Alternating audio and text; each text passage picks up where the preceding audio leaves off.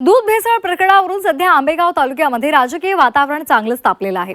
अन्न आणि औषध प्रशासन यांच्याकडून सुरू असलेल्या कारवाईच्या पार्श्वभूमीवर विरोधकांकडून होणाऱ्या आरोपांना माजी मंत्री दिलीप वळसे पाटलांनी चोख उत्तर दिले।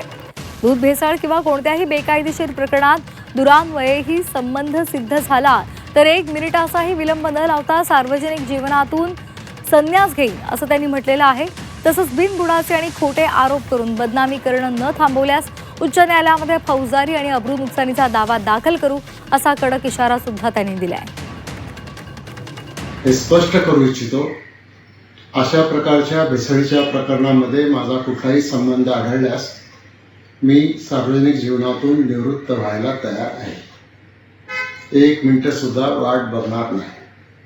परंतु खोटं नाटं जाणीवपूर्वक कोणाच्या तरी सांगण्यावरून राजकीय फायद्यासाठी करण्याचा प्रयत्न जर कोणी करत असतील तर त्यांना देखील मी या निमित्तानं इशारा देतो